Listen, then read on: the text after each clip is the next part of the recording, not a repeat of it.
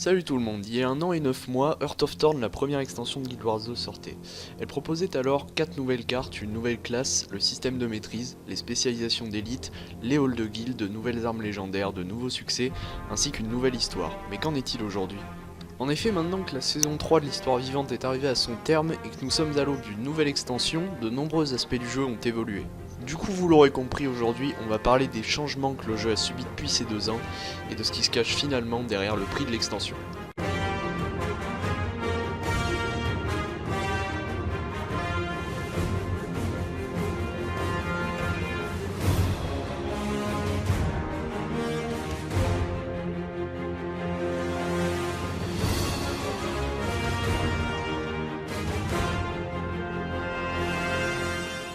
C'était sûrement la nouveauté que les gens attendaient le plus, le Revenant. Il s'agit d'une classe à armure lourde qui tire sa polyvalence de sa principale mécanique de gameplay, les légendes. Jusqu'à 2 légendes peuvent être utilisées en combat et le passage de l'une à l'autre se fait à la façon d'un changement d'arme, qui pour le coup va changer les compétences utilitaires. Le Revenant est donc capable d'assumer plusieurs rôles, du DPS au healer en passant par les dégâts d'alté. Sur le papier et pendant les bêtas, on était hypé, on parlait même d'une classe OP. Aujourd'hui, nombreux sont ceux qui ont créé un Revenant, mais peu sont ceux qui le jouent réellement, et ceux qui le maîtrisent encore moins.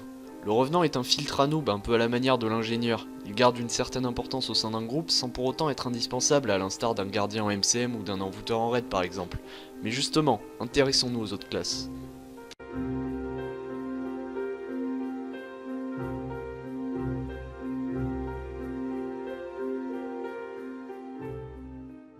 S'il y a bien un aspect de Heart of Thorn qui a changé la méta complètement dans tous les modes de jeu, c'est les spécialisations d'élite. Il s'agit pour chaque classe d'une nouvelle branche de spécialisation donnant accès à une arme jusqu'alors impossible à porter, ainsi qu'à de toutes nouvelles mécaniques de gameplay, et comme si ce n'était pas assez, à une nouvelle catégorie de compétences utilitaires. Je m'explique, par exemple la spécialisation du voleur et le fracasseur. Une fois utilisée, elle permet de porter un bâton, offre 50 points d'endurance en plus à l'endurance maximum, ce qui offre pour le coup une esquive supplémentaire, et donne accès aux compétences dites physiques. Je vous invite à découvrir tout ça plus en détail par vous-même ou en regardant des vidéos sur le sujet. Depuis la sortie de l'extension, les spécialisations d'élite sont devenues indispensables à tout bon build, pour peu qu'on s'intéresse au contenu au niveau du jeu comme le PvP classé ou le raid dont on parlera plus tard, mais pour l'instant, intéressons-nous à un autre ajout de l'extension et pas des moindres.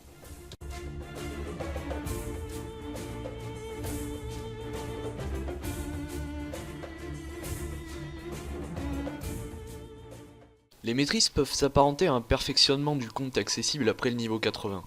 Il y a 2 grandes catégories de maîtrises dissociables. Les maîtrises de Tiri Central et celles du cœur de Maguma. Celles de Tiri Central concernent les cartes accessibles avant Heart of Thorn et sont acquises par le biais de points de maîtrise qu'on peut obtenir en finissant des succès, comme par exemple finir les 8 donjons du jeu en mode histoire. Celles-ci permettent une fois validées pour votre compte de faciliter la progression en fractal ou de créer des précurseurs d'armes légendaires par exemple. Quant aux maîtrises du cœur de Maguma, elles concernent les cartes disponibles avec l'extension et sont validées grâce aux points de maîtrise de Maguma qui sont obtenables en accomplissant des succès, des aventures ou en communiant tout simplement avec des points d'intérêt. Ces maîtrises vous permettent d'accéder au deltaplane et à de nombreuses mécaniques, tout ça sur les cartes d'Heart of Thorn dont on va parler tout de suite.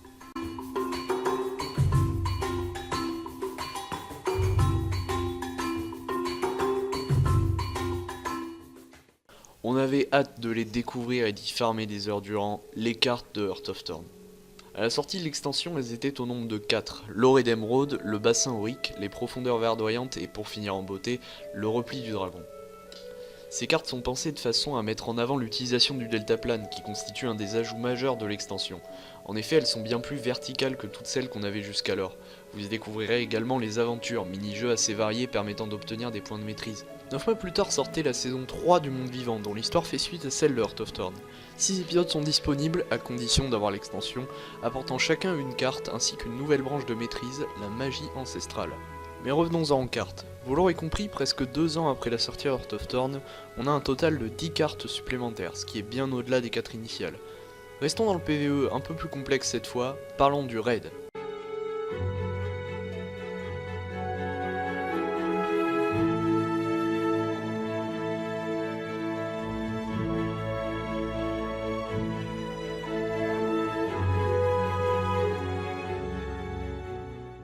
Le raid a débarqué quelques mois après la sortie de l'extension. Il s'agit du contenu PvE le plus haut niveau, s'adressant aux joueurs les plus motivés et investis dans Guild Wars 2 et dans les MMO en général. Les raids consistent en plusieurs affrontements de boss dont les mécaniques sont introduites par quelques épreuves précédant le face-à-face. Exemple, avant d'affronter Sabetta la saboteuse, l'escouade de joueurs va rencontrer quelques hordes de bandits dont le but est d'introduire les bombes de sapeur, sans lesquelles Sabetta est quasi impossible à tomber.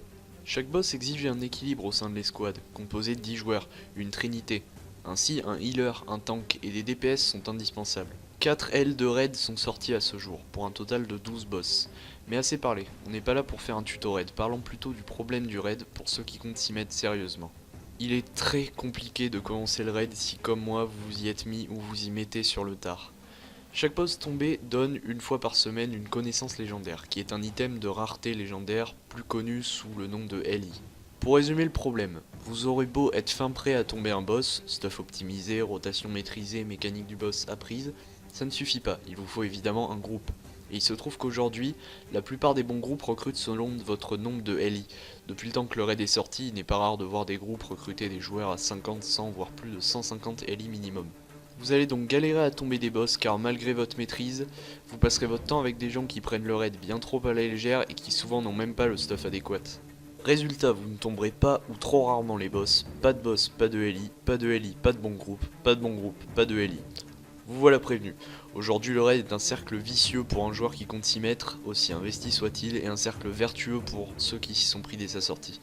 Moi qui comptais me mettre à l'armure légendaire, je peux faire une croix dessus à moins d'y passer ma vie. Mais justement, transition, parlons des légendaires.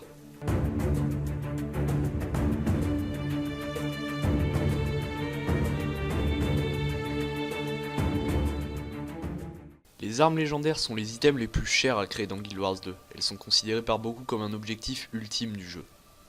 Leur création exige de farmer des donjons, des matériaux, monter des métiers, explorer la carte à 100% et par-dessus tout, de se procurer un précurseur relatif à l'arme, qui était avant l'extension seulement droppable avec beaucoup de chance ou achetable à l'hôtel des ventes à des prix qui font mal au cul, dans les 800 PO pour les plus chers.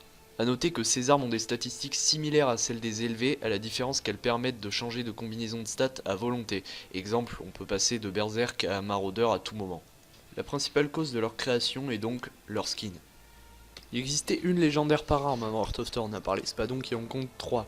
L'extension a apporté un total de 10 nouvelles armes légendaires, qu'il est possible de créer à peu près de la même manière que les légendaires de base, à la différence près que beaucoup de matériaux requis sont obtenables seulement sur les cartes de Heart of Thorn. Avec ça, un nouveau système de création des précurseurs par collection a enfin vu le jour. Et les précurseurs des nouvelles armes étant comme ces dernières liées au compte, on est obligé d'y recourir pour se procurer une légendaire de l'extension.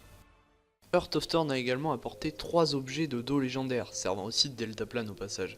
Ceux-ci sont obtenables respectivement en PvP, MCM et dans les fractales des brumes. Ainsi, quel que soit notre mode de jeu de prédilection, on peut avoir son dos légendaire. Il y a quelques mois sont sortis les très attendus armures légendaires, qui peuvent être créées uniquement en faisant du raid. Beaucoup de raids. Pour finir, un accessoire légendaire nommé Aurora a été ajouté avec le dernier épisode de la saison 3 du Monde Vivant. Une partie de sa recette demande d'obtenir des matériaux inhérents à tous les items légendaires, l'autre exige de compléter divers succès et collections, ainsi que de récolter certains objets, le tout sur les différentes cartes de la saison 3. Fini de parler PvE, on s'attaque au PvP et MCM.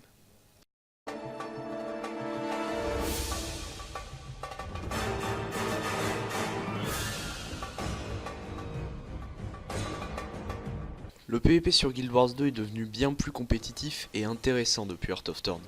Au niveau gameplay, c'est évidemment les spécialisations d'élite qui ont redonné un souffle au PvP, mais c'est surtout le système qui a changé avec l'apparition des saisons de PvP classées. Le système de progression en termes de récompenses ou de classement a évolué au fil des saisons, pour finalement donner ce qu'on a aujourd'hui. Pour les récompenses, des coffres contenant des récompenses comme des pièces d'or ou des tokens PvP servant à se procurer du stuff élevé ou des composants du dos légendaire PvP. Pour le classement, 10 parties de placement à faire au début de chaque saison, permettant d'être classé parmi 5 divisions, bronze, argent, or, platine ou légendaire, découpées en 3 niveaux chacune. Le classement se fait par un système de points qu'on va perdre en perdant une partie ou gagner en gagnant, logique. A savoir que si un membre de votre équipe quitte la partie avant la fin, vous ne perdez pas de points. Un mode de jeu PvP a été ajouté, le Bastion, qui s'apparente à du PvP légèrement nuancé sous forme de MCM. Ce mode est pas mal délaissé par les joueurs, y compris moi. Sur le coup, il y avait du potentiel, ils auraient pu en faire un véritable crossover entre du PvP et MCM, mais ils n'ont pas vu assez grand à mon sens. Je vous invite quand même à faire quelques parties de Bastion, c'est sympa de temps en temps. En MCM, les petits serveurs ont disparu pour laisser place à un système d'alliance grâce auquel plus de joueurs sont regroupés sur moins de serveurs. Et il faut bien avouer que même si ça donne lieu à quelques files d'attente, ça favorise bien plus les bons gros combats à 40 versus 40 comme on les aime, et un MCM bien plus dynamique en règle générale. Ça aura mis le temps, mais on a enfin un vrai système permettant d'avoir diverses récompenses, permettant d'obtenir des PO, du stuff élevé et des tokens pour le dos légendaire MCM. C'est un système assez similaire à celui du PvP, donc on va pas s'attarder dessus.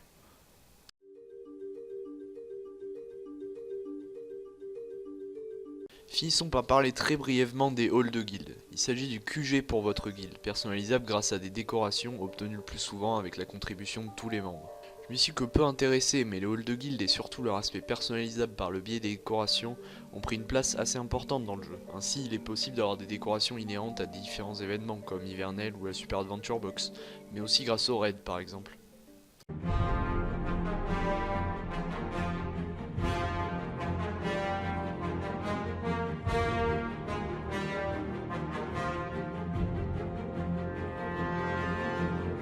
Et voilà, vous savez maintenant tout ce que représente la première extension de Guild Wars 2. Au moment où je vous parle, elle est disponible pour 20€, alors si j'ai réussi à vous convaincre, foncez sans hésiter.